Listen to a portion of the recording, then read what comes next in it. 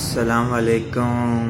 आज थोड़ी सी बात ये करनी है अपने स्टूडेंट से मुझे कि फ़र्स्ट ईयर वालों से और सेकंड ईयर वालों से कि अभी जो न्यूज़ है जो एजुकेशन की बोर्ड ऑफ एजुकेशन जो HSC की तरफ से आई है वो ये है कि हमारे जो MCQs होंगे इस साल के वो OMR शीट पर होंगे।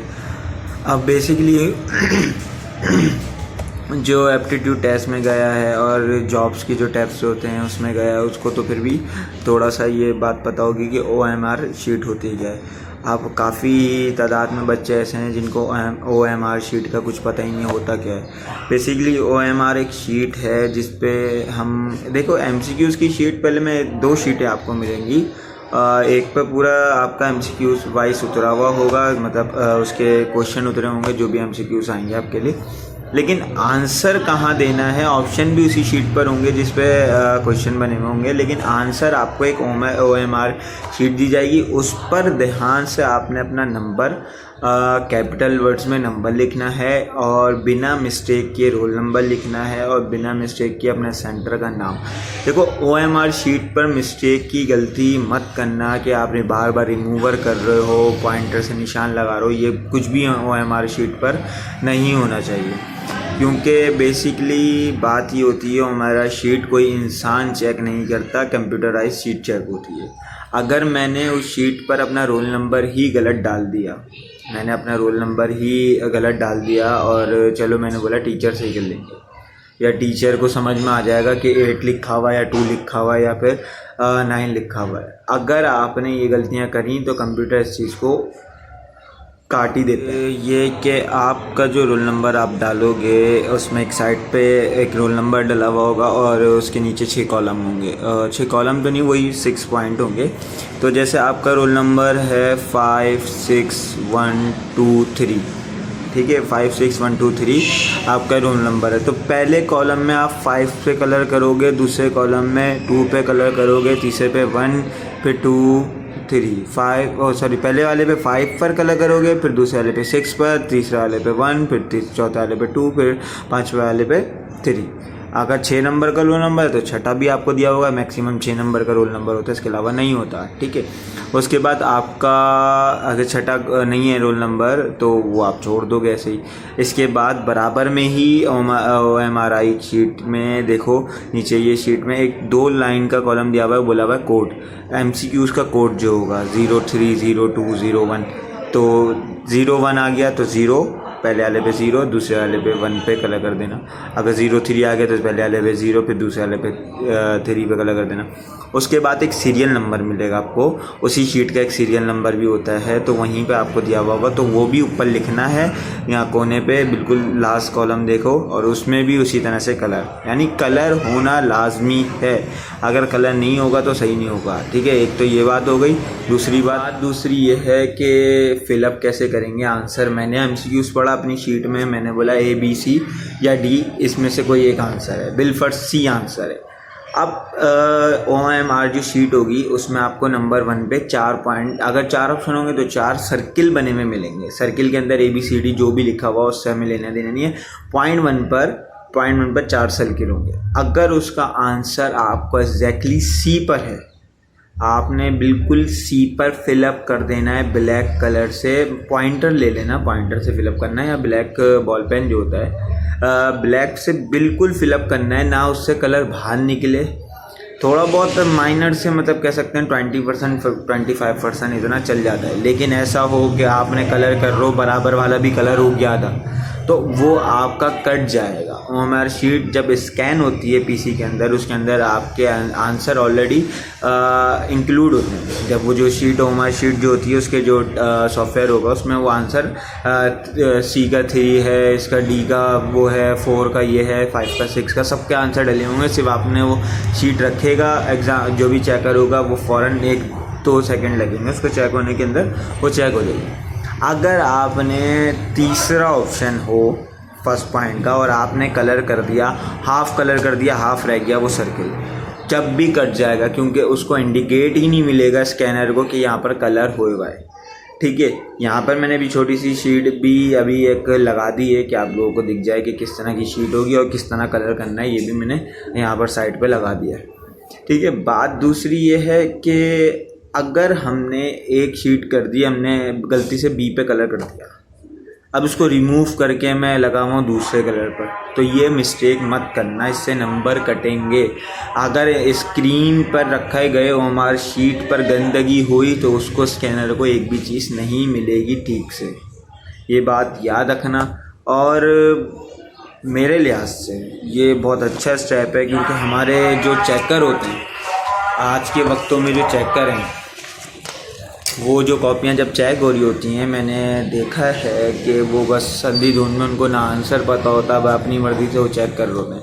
लेकिन अगर 40 MCQs आते हैं, 40 MCQs आते हैं और 40 ही नंबर्स होंगे, तो आपको अगर करेक्टली लगाओगे आंसर तो बिल्कुल एग्जैक्ट नंबर आपको मिल जाएगा, कोई रॉन्ग और गलती की कोई गुंजाइश ही। क्योंकि देखो इंसान ने तो जाहिर सी बात है, इंसान ने कंप्यूटर बनाया है, लेकिन कंप्यूटर एक ऐसी चीज़ है गलतियां बहुत कम करता है, इंसान से धूल में, सर दर्द वगैरह में गलतियां हो जाती हैं। तो नंबर मेरे लिहाज से बहुत अच्छा स्टेप है ये HSC का, और ये SSC को भी उठाना चाहिए और यूनिवर्सिटीज़ को भी उठाना चाहिए। ये बहुत अच्छा स्टेप है मेरे लिहाज से ओएमआर शीट का।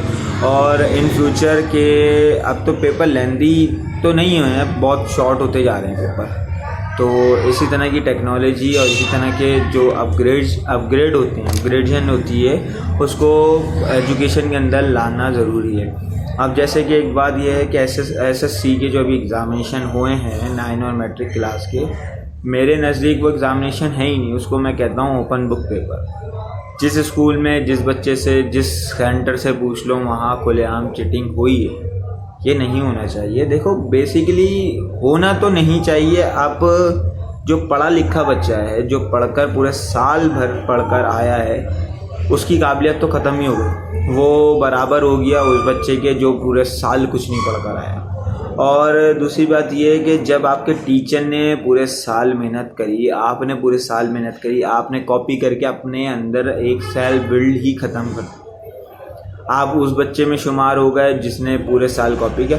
दिल ही मुतमईन नहीं होता, कुछ लोगों का दिल मुतमईन नहीं हो रहा होता कि हमने कॉपी किया है, हमने दूसरे की शीट से छापा है, तो उसमें आपकी काबिलियत नहीं हुई, आपने अपने साथ धोखा कर लिया है। और इसमें ये सोच के बैठे होते हैं यार चलो यार कॉपी हो गया, पेपर क्लियर हो गया। पेपर तो क्लियर हो गया, लेकिन आप ये सोचो जो पेपर आप क्लियर कर आए हो, ठीक है, उसके मुताबिक दूसरे दिन या फिर 1 साल बाद या फिर 1.5 साल पहले जो भी टाइम हो, उस पर कोई आपका रिलेटिव हो, दोस्त हो, या फिर कोई भी टीचर हो, या इन फ्यूचर क्लास में जिसमें हो, उसमें पूछ लिया जाए, तो आपको जब आंसर पता ही नहीं है तो आपने पेपर कैसे पास कर लिया। और जो बच्चे पढ़े लिखे होते हैं, जो पूरे साल मेहनत करते हैं, 6-6, 7-7, 8-8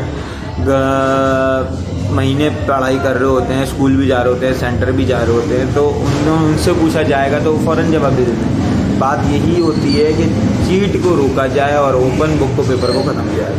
और इसमें HSC कॉलेज जो होते हैं बहुत सख्त होते हैं। वहाँ पर मैंने अपनी ज़िंदगी में तकरीबन बहुत कम कॉलेजों का नाम सुना है जहाँ सीट थोड़ी बहुत हो गई, लेकिन मेरा अपना जो ज़ाती पेपर जो हुए थे मेरे, जब 2016-17 पे ऐसी कहानी थी, वहाँ मेरा पढ़ा था नहीं इस्लामिया कॉलेज, ये इस्लामिया कॉलेज नुमाई चौरंगी के पास है, उल्टा हाथ पे जाके क्या कहलाती है, और चौरंगी बोलिया में, जहाँ से हम प्लाजा की तरफ भी जाते हैं। वहाँ ऐसी सख्ती थी कि आप इंटर भी हो गए ना तो आपके कपड़े तक उतार लिए जाते थे कि आपके पास कुछ ना हो। इतनी सख्ती कि यहाँ तक कि मेरे तक उन्होंने बोला है कि आपके ऊपर शक है, मतलब आप जो चेक करना चाहें आपके पास चेक करें। जब हम कॉलेज के अंदर इंटर हो जाते थे तो मैंने अपनी आँखों से तकरीबन एक क्लास में मेरे साथ बैठे होते थे, तकरीबन मेरे कॉलेज के 4 लड़के थे और बाकी दूसरे कॉलेज के थे, क्योंकि मेरा रोल नंबर आखिर में आता था, तो मेरे साथ 4 थे, बाकी सब उस वाली क्लास में थे। तो मेरा नंबर ही आता था 4 और बाकी दूसरे कॉलेज, तो मैक्सिमम हम 4 में भी 2 से 3 बंदे पेपर कर रहे होते थे। 2 तो आते ही नहीं थे, 2 को तो हम जानते भी नहीं थे। एक मैं था, एक मुदस्सिर नाम का बलोच था, ठीक है, वो पेपर कर रहे होते थे अपनी मेहनत से, और 2 हमारी कॉलेज की, 2 हमारे आसरे पे बैठते थे सारे आके कि ये हम कुछ करते तो कुछ हमने, लेकिन हमने ना करवाई है और ना कोशिश करिए कि ना करें, ना करवाते ना करते। अच्छा, मैंने जो एक बात बता रहा हूँ कि पूरी क्लास में तकरीबन 50 से 60 बच्चे होते थे और उनकी निगाहें ऐसी होती थी कि यार के भीख मांग रहे नहीं होते कि यार कुछ एक सवाल दे दो, कुछ दो सवाल दे दो।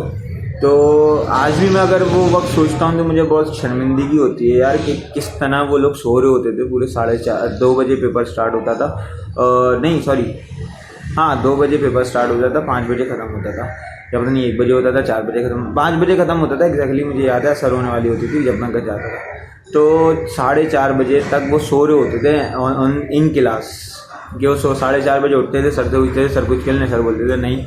और मेरे सामने टीमें आई हैं वहाँ पे पेपर फाड़े, तो ये तो मेरे लिहाज से तो बिल्कुल भी ख़त्म कर देनी चाहिए। और बच्चों को खुद भी ये सोचना चाहिए कि वो क्या कर रहे हैं, अपने साथ भी वो बहुत गलत कर रहे हैं। और इस चीज़ पे HSC को भी, SSC को भी और बोर्ड ऑफ कराची को बहुत सख्ती से लेना चाहिए। और मेरी तरफ से जो ओमा शीट है बहुत ही बेहतरीन स्टेप है, कराची की एजुकेशन के लिए हो या फिर पाकिस्तान की एजुकेशन के लिए हो, ये सब के लिए अप्लाई करना चाहिए और तमाम लोगों को भी इस पर आना चाहिए। बाकी जो भी सवाल हो कमेंट में कर देना, OMR शीट के बारे में मैं बता दूंगा, ठीक है। तो आज के लिए इतना ही, बात इतनी करनी थी क्योंकि अपने स्टूडेंट से बात करनी थी, उनसे पढ़ाई की, मतलब उनके पेपर भी हैं तकरीबन 17 या 15 जून से स्टार्ट हो रहे हैं पेपर, और मेरा अपना पेपर भी है भाई 13 तारीख को। तो दुआओं की अपील, रेगुलर भी बैठा हुआ हूँ और पढ़ने में ही लगा हुआ था। तो बस मिलते हैं अब इंशाल्लाह नेक्स्ट व्लॉग में, और दुआ में याद रखिएगा। अल्लाह हाफ़िज़।